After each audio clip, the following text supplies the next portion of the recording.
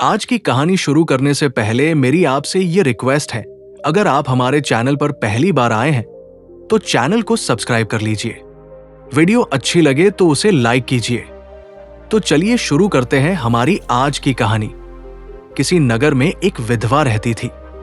उसका पति मरते समय एक पुत्र छोड़ गया था।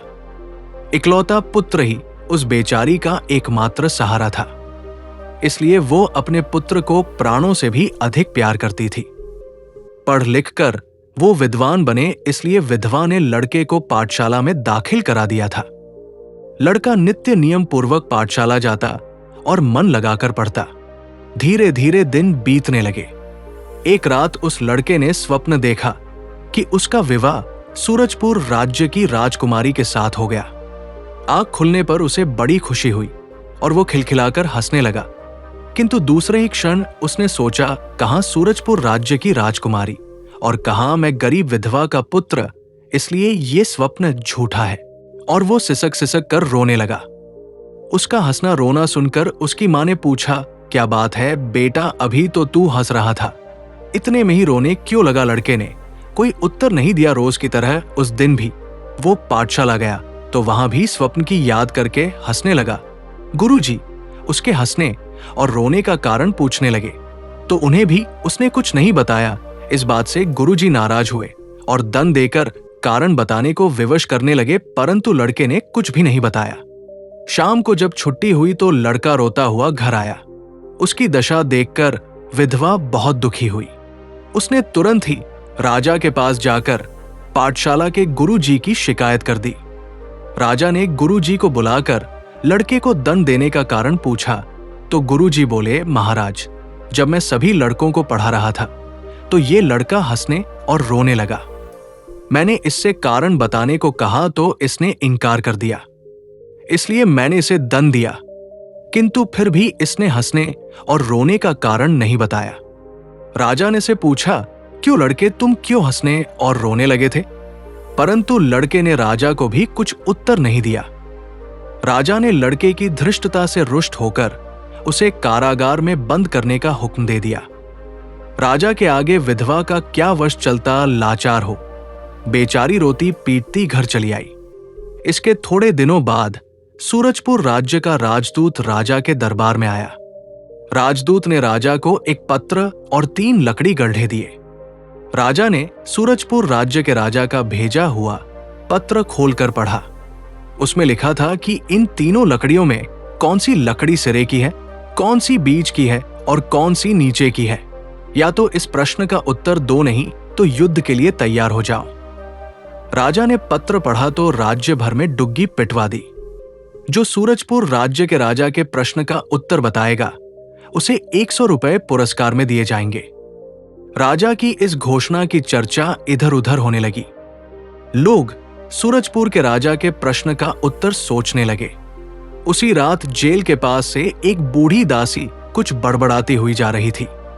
जेल के सीकचों में से लड़के ने बुढ़िया को बुलाकर पूछा, क्या बात है बुढ़िया, सारे राज्य में किस बात की चर्चा इतने जोर से हो रही है? बुढ़िया ने कहा, अरे लड़के, तू क्या समझेगा?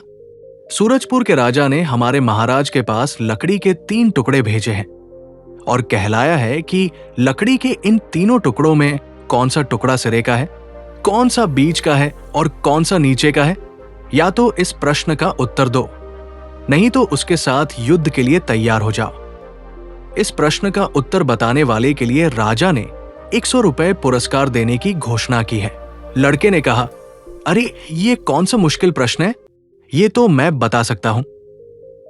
बुढ़िया ने कहा, बेटा तू इसका उत्तर मुझे बता दे, मैं गरीब बुढ़िया हूं। 100 रुपए इनाम में मिल जाएंगे तो जीवन आराम से कट जाएगा। लड़के ने कहा, अच्छा, जा एक बड़े बर्तन में पानी भरकर उसमें तीनों लकड़ियों को बारी बारी से डाल देना। जो लकड़ी तुरंत ही पानी में डूब जाए वो सिरे की होगी, जो थोड़ा तैर कर फिर डूबे वो बीच की होगी, सबसे बाद में काफी देर तैर कर डूबने वाली लकड़ी सबसे नीचे की होगी। दूसरे दिन दरबार में पान का बीड़ा रखा गया। राजा ने कहा, सूरजपुर के राजा के प्रश्न का उत्तर जो बता सके पान का बीड़ा उठा ले। प्रश्न का उत्तर बताने वाले को 100 रुपए पुरस्कार दिए जाएंगे। भीड़ में से बुढ़िया दासी निकली और उसने लपक कर पान का बीधा उठा लिया। राजा ने उसे तीनों लकड़ी के टुकड़े देकर कहा, बताओ इनमें से कौन सा टुकड़ा सिरे का है, कौन सा बीच का है और कौन सा नीचे का। बुढ़िया दासी एक घड़ी की मोहलत मांगकर दरबार से बाहर बाग में गई। वहां बड़े से बर्तन में पानी भरा हुआ था। लकड़ी के टुकड़ों को उसने बारी बारी पानी में डालकर निशान लगा दिए। दूसरे ही क्षण बुढ़िया ने लकड़ी के टुकड़ों को राजा के सामने रखते हुए निशानों द्वारा बताया कि कौन सी लकड़ी सिरे की है, कौन सी बीच की है और कौन सी सबसे नीचे की है। राजा बुढ़िया दासी के उत्तर से बहुत प्रसन्न हुआ। उसने बुढ़िया को 100 रुपए इनाम देकर सूरजपुर के राजा के प्रश्न का उत्तर भेज दिया। उत्तर के साथ साथ राजा ने यह भी लिख भेजा कि तुम्हारे प्रश्न का उत्तर मुझे सोचने की जरूरत नहीं पड़ी, इसका उत्तर तो हमारी बुढ़िया दासी ने ही बता दिया। सूरजपुर राज्य के राजा ने उत्तर पाने के तुरंत बाद ही राजदूत के द्वारा 3 गाय राजा के पास भेजी। उनके साथ एक पत्र भी लिखकर भेजा कि इन तीनों गायों में कौन सी मां है, कौन सी बेटी है और कौन सी बेटी की बेटी है। इस प्रश्न का उत्तर शीघ्र ही भेजो, नहीं तो युद्ध के लिए तैयार हो जाओ। राजा ने फिर राज्य में घोषणा करवा दी कि जो सूरजपुर के राजा के प्रश्न का उत्तर बताएगा उसे 100 रुपए इनाम दिए जाएंगे। राजा की इस घोषणा की चर्चा भी चारों ओर फैल गई। उसी रात फिर जब बुढ़िया दासी जेल के पास से गुजर रही थी तो जेल के सीकचों में बंद लड़के ने पूछा, बुढ़िया आज राजा ने क्या घोषणा की है जिसकी चर्चा चारों ओर हो रही है। बुढ़िया ने कहा, बेटा इस बार भी सूरजपुर के राजा ने हमारे महाराज के पास पत्र भेजकर प्रश्न पूछा है। पत्र में लिखा है कि यदि प्रश्न का उत्तर नहीं भेजोगे तो युद्ध के लिए तैयार रहना। लड़के ने पूछा, सूरजपुर के राजा ने इस बार कौन सा प्रश्न पूछा है। बुढ़िया ने बताया, राजा ने इस बार 3 गायों को भेजकर पूछा है कि इनमें कौन सी मां है, कौन सी बेटी है और कौन सी बेटी की बेटी है। तीनों गाय देखने में बिल्कुल एक जैसी ही लगती है। लड़के ने कहा, यह तो बड़ा आसान प्रश्न है। बुढ़िया ने कहा, बेटा यदि तू इस प्रश्न का उत्तर जानता है तो मुझे बता दे, भगवान तेरा भला करेंगे। लड़के ने बताया, अच्छा जा एक जगह हरी घास का ढेर इकट्ठा करके उसके चारों ओर बांस का घेरा बना देना। घेरा इतना ऊंचा हो कि गाय आसानी से ना कूद सके। इससे पूर्व गायों को 2 दिन भूखी रखना। तीसरे दिन उन्हें घास के ढेर के पास छोड़ देना। जो गाय पहले घेरा फाकर घास खाने के लिए अंदर घुस जाए उसे बेटी की बेटी समझना। जो गाय जरा रुककर घेरा फांदने की कोशिश करे उसे बेटी समझना। और जो सबसे आखिर में घेरे को फाद कर घास खाने को जाए उसे मां समझना। बुढ़िया दासी लड़के की बताई हुई विधि को दिमाग में रखकर घर चली गई। दूसरे दिन जब दरबार लगा और पान का बीड़ा रखकर राजा ने अपनी घोषणा फिर से दोहराई तो बुढ़िया दासी ने लपक कर पान का बीड़ा उठा लिया। बोली, महाराज सूरजपुर के राजा के प्रश्न का उत्तर मैं दूंगी, किंतु इसके लिए मुझे 3 दिन का समय चाहिए और तीनों गायों को मेरी इच्छा अनुसार एक अलग स्थान पर रखा जाए। उनकी देखरेख मैं जैसा चाहूंगी करूंगी। राजा ने बूढ़ी दासी की शर्तें स्वीकार कर ली और गायों को उसके हवाले कर 3 दिन का समय दे दिया। तीसरे दिन दरबार लगने से पूर्व बुढ़िया ने युवक की बताई हुई विधि से प्रश्न का उत्तर निकाल लिया था। जब दरबार लगा तो बुढ़िया ने गायों को क्रमशः खड़ी करके उत्तर बता दिया। इस बार भी राजा ने प्रसन्न होकर बुढ़िया को 100 रुपए इनाम दिए और सूरजपुर के राजा के प्रश्न का उत्तर लिखकर भेज दिया। अपने दूसरे प्रश्न का उत्तर प्राप्त करने के बाद सूरजपुर के राजा ने तीसरा पत्र लिखकर भेजा। सूरजपुर के राजदूत ने जब तीसरा पत्र राजा को दिया तो राजा ने खोलकर पढ़ा। उसमें राजा ने लिखा था, मेरे पलंग के चारों पायों के नीचे 4 सोने की ईंटें रखी हुई हैं। यदि आपके राज्य का कोई चोर इन्हें चुरा सकता है तो ले जाए, नहीं तो हमारे साथ युद्ध के लिए तैयार हो जाइए। राजा ने इस कार्य को करने वाले के लिए भी इनाम रखकर घोषणा करवा दी, किंतु किसी ने भी इस कार्य के लिए बीड़ा नहीं उठाया। फलस्वरूप सारे राज्य में बेचैनी सी फैल गई। उस रात भी बुढ़िया दासी जब जेल के पास से जा रही थी तो लड़के ने पूछा, क्या बात है बुढ़िया, आज राजा ने कैसी घोषणा की है जिसके कारण सारे राज्य में बेचैनी सी फैली हुई है? बुढ़िया ने कहा, बेटा कुछ मत पूछो। सूरजपुर के राजा का एक तीसरा पत्र और आया है। उसमें उसने लिखा है कि मेरे पलंग के पायों के नीचे 4 सोने की ईंटें रखी है। उन्हें यदि तुम्हारे राज्य का कोई चोर चुरा कर ले जा सकता है तो ले जाए, नहीं तो युद्ध की धमकी दी है। लड़के ने कहा, अरे बुढ़िया, ये भी भला कोई मुश्किल काम है, इसे तो मैं करके दिखा सकता हूं। बुढ़िया तुरंत राजा के पास दौड़ कर गई और बोली, महाराज चिंता करने की कोई बात नहीं। सूरजपुर के राजा की सोने की ईंटें तो जेल में बंद विधवा का लड़का चुरा लाने को तैयार है। राजा ने पूछा, सच? बुढ़िया ने बताया, हाँ महाराज, अभी अभी उसने मुझसे कहा है कि वो सूरजपुर जाकर सोने की ईंटें चुरा कर ला सकता है। राजा ने प्रसन्न होकर विधवा के लड़के को जेल से निकालकर दरबार में पेश करने को कहा। विधवा का लड़का जब जेल से निकालकर लाया गया तो राजा ने पूछा, क्या तुम सूरजपुर के राजा के पलंग के नीचे रखी हुई सोने की ईंटें चुरा कर ला सकते हो? लड़के ने उत्तर दिया, हाँ महाराज, मैं सूरजपुर के राजा के पलंग के नीचे रखी सोने की ईंटें चुरा कर ला सकता हूं, परंतु 6 महीने के लिए 2 नौकर और रास्ते का पूरा खर्च आपको देना होगा। राजा ने उसे 2 नौकर और 6 महीने के लिए पूरा मार्ग व्यय दे दिया। दूसरे दिन लड़का सूरजपुर के लिए रवाना हो गया। विधवा का लड़का जब सूरजपुर राज्य में पहुंचा तो उसे पता लगा कि राजा ने अपने महल के चारों ओर गहरे पानी की नहर खुदवा दी है, जिससे चोर पानी पार करके आने लगे तो पता लग जाए। नौकरों चाकरों के आने के लिए केवल एक छोटा सा पुल बना हुआ था, जिस पर हर वक्त सिपाहियों का कड़ा पहरा रहता था। इसके अतिरिक्त चोर का अतापता बताने के लिए राजा ने एक ज्योतिषी भी बैठा रखा था। विधवा का लड़का जब सूरजपुर के बाजारों में रहने लगा तो ज्योतिषी ने राजा को खबर कर दी कि चोर ने राज्य की सीमा में प्रवेश कर लिया है। राजा ने सिपाहियों को सतर्क रहने की आज्ञा दे दी। विधवा के लड़के ने जब वहां की दशा अच्छी तरह देख ली तो एक तालाब में डूब डूब कर कई दिनों तक सांस रोकने का अभ्यास करने लगा। थोड़े ही दिनों में जब लड़के ने काफी देर तक सांस रोकने का अभ्यास कर लिया तो एक दिन राजा के घोड़े के लिए घास ले जाने वाले से उसने बात की। लड़के ने उससे कहा, घास वाले, तू यदि घास के गट्ठर में छिपाकर मुझे राजा के पास पहुंचा दे तो मैं तुझे मुंह मांगा इनाम दूंगा। पहले तो घास वाला बहुत झुझुलाया, किंतु जब लड़के ने खूब लालच दिया तो वो तैयार हो गया। दूसरे दिन रात को जब घोड़े के लिए घास लेकर वो पुल पार करने लगा तो गट्ठर में लड़के को भी बांधकर ले गया। इस तरह पुल पार होकर जब लड़का राजा के महल के पास पहुंचा तो ज्योतिषी ने राजा को फिर सचेत कर दिया, महाराज, चोर महल के बिल्कुल करीब आ गया है। राजा ने सिपाहियों को एकदम सतर्क रहने की आज्ञा दे दी। सिपाही एक एक चीज को ध्यान से देखते हुए महल के चारों ओर पहरा देने लगे। रात को जब राजा अपने पलंग पर सो गया तो लड़के ने महल के भीतर घुसने की कोशिश की, किंतु सिपाही इतने सतर्क थे कि महल के आसपास छुप कर रहना भी उसके लिए कठिन हो गया। आखिर वो धीरे से नहर में घुसकर पानी में मुर्दा बनकर तैरने लगा। सुबह होने पर राजा ने फिर ज्योतिषी को बुलवाकर पूछा तो ज्योतिषी ने बतलाया कि चोर पानी में मुर्दा बनकर तैर रहा है।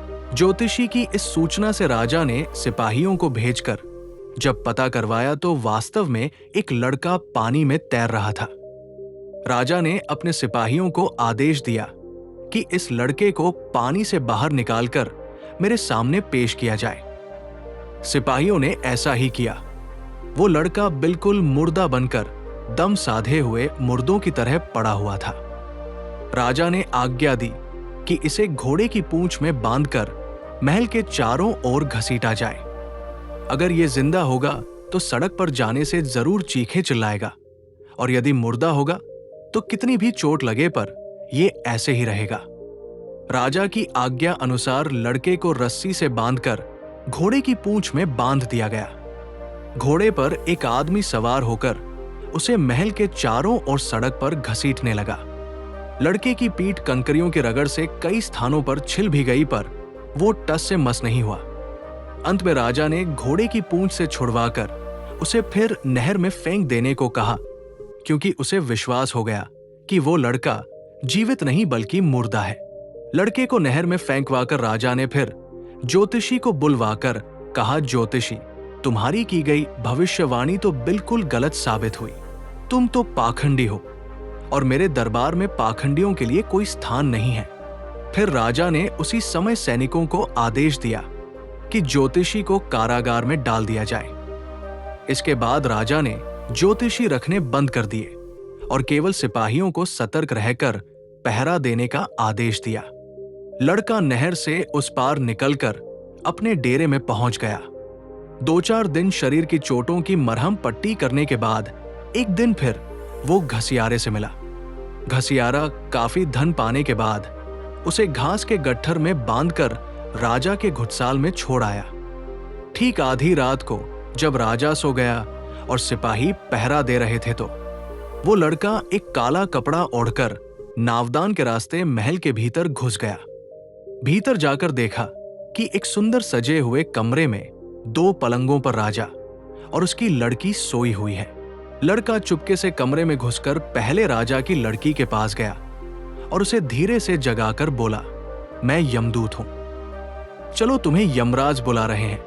राजा की लड़की ने उसे काले कपड़ों में देखकर सचमुच यमदूत मान लिया और घबराकर बोली, नहीं, अभी मैं मरना नहीं चाहती, मेहरबानी करके मुझे छोड़ दो। लड़के ने कहा, अच्छा, अगर तुम मरना नहीं चाहती तो एक तरकीब करो जिससे तुम्हारी जान बच जाए, नहीं तो मेरे सिवा कोई और दूत आएगा और आज तुम्हें जरूर यमदूत के पास ले जाएगा। लड़की ने कहा, मैं अपनी जान बचाने के लिए आप जो कहेंगे सब कुछ करने को तैयार हूं। लड़के ने कहा, अच्छा, ये बड़ा संदूक खोलो और उसमें तुम बैठ जाओ, मैं बाहर से ताला बंद कर दूंगा, फिर कोई दूसरा दूत भी आएगा तो तुम्हें यहां ना देखकर वापस चला जाएगा। लड़की ने संदूक खोल दिया। उसके भीतर बैठ जाने पर लड़के ने बाहर से ताला बंद कर दिया। इसके बाद उसने धीरे से राजा को जगाया और बोला, जल्दी चलो, मैं यमदूत हूं, तुम्हें यमराज ने बुलाया है। राजा के प्राण सूखने लगे। वो हाथ जोड़कर बोला, नहीं, मैं अभी मरना नहीं चाहता, मेहरबानी करके मुझे छोड़ दो। लड़के ने कहा, अच्छा, अगर तुम अभी मरना नहीं चाहते तो एक काम करो, तब तो शायद तुम्हारी जान बच जाए, नहीं तो मेरे बाद कोई दूसरा दूत आएगा और वो अवश्य तुम्हारी जान निकाल कर ले जाएगा। राजा ने गिड़गिड़ाकर कहा, मैं अपनी जान बचाने के लिए आप जो कहेंगे करने को तैयार हूं। लड़के ने कहा, अच्छा, देर मत करो, तुम जल्दी से उस दूसरे संदूक में बैठ जाओ, मैं बाहर से ताला लगा देता हूं। यदि मेरे बाद भी कोई यमदूत आएगा तो तुम्हें यहां ना देखकर वापस चला जाएगा। राजा ने एक भी क्षण की देर नहीं लगाई। उसे भी जब संदूक में बंद कर दिया तो लड़के ने पलंग के नीचे से 4 सोने की ईंटें उठाकर अपने पास रख ली। फिर उसने अपने ऊपर का काला कपड़ा फेंककर झटपट राजा का भेष बना लिया। राजा का भेष बनाकर वो महल के बाहर इधर उधर घूमने निकला तो सभी सिपाही उसे झुक झुक कर सलाम करने लगे। उसने सिपाहियों को डांट कर कहा, खबरदार, अगर एक चींटी भी महल के भीतर घुसी तो सवेरे तुम सबका सिर धड़ से अलग करवा दिया जाएगा।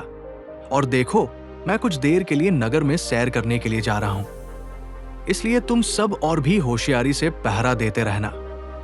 कोचवान को कहो जल्दी से गाड़ी महल के दरवाजे पर लाई जाए। एक सिपाही दौड़कर कोचवान को बुला लाया। गाड़ी महल के दरवाजे पर खड़ी कर दी गई। कोचवान से कहकर लड़के ने दोनों संदूकों को गाड़ी में रखवा दिया और सोने की 4 ईंटें बगल में रखकर गाड़ी में बैठ गया। धीरे धीरे गाड़ी पुल के बाहर हुई।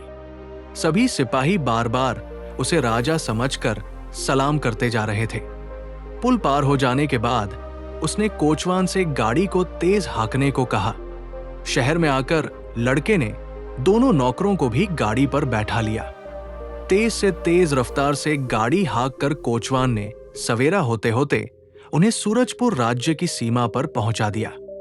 कुछ ही समय में विधवा का लड़का अपने राज्य में पहुंचकर राजा के दरबार में हाजिर हुआ और उसने सूरजपुर के राजा के पलंग के नीचे की चारों सोने की ईंटें राजा सामने रख दी। राजा उसे शाबाशी देने लगा तो लड़के ने संदूकों की चाबी देते हुए कहा, महाराज, इन संदूकों को भी खोल कर देखिए, शायद इसमें भी कुछ माल निकले। राजा को संदूकों की चाबी देकर लड़का अपनी माता से मिलने चला गया। राजा ने दोनों संदूकों को खोला। उनमें सूरजपुर के राजा और उसकी लड़की को देखकर राजा के आश्चर्य का ठिकाना ना रहा। सूरजपुर का राजा संदूक से बाहर निकलते ही राजा के पैरों पर गिरकर बोला, महाराज, आप बड़े योग्य और निपुण हैं। हम हार मानकर अपनी लड़की की शादी उस युवक के साथ करना चाहते हैं जिसने ये सब कौतुक किया है। राजा ने विधवा के लड़के को बुलाकर सूरजपुर के राजा की बात मान लेने को कहा। सूरजपुर के राजा ने जब अपनी लड़की की शादी विधवा के लड़के के साथ कर दी तो लड़के ने अपने राजा को बताया, महाराज, अब मैं आपको अपने हंसने और रोने का कारण बताता हूं। एक रात मैंने स्वप्न में देखा था कि मेरी शादी सूरजपुर के राजा की लड़की के साथ हुई है। इस स्वप्न को सोचकर मैं खुशी के मारे हंस पड़ता था, किंतु दूसरे ही क्षण जब मैं अपनी गरीबी पर विचार करता था तो तुरंत ही रो पड़ता था। अब क्योंकि मेरा स्वप्न साकार हो गया है, इसलिए मैंने आपको बता दिया। राजा ने विधवा के लड़के की प्रशंसा की। उसने हमेशा के लिए उसे सुख साधन देते रहने का वचन दिया। तो दोस्तों, मुझे पूरी उम्मीद है कि आपको यह कहानी बहुत ही पसंद आई होगी। तो इसी तरह की कहानियां देखने के लिए आप चैनल को सब्सक्राइब कर लीजिए। वीडियो अच्छी लगे तो उसे लाइक कीजिए और साथ ही साथ अपने अच्छे कमेंट करना बिल्कुल मत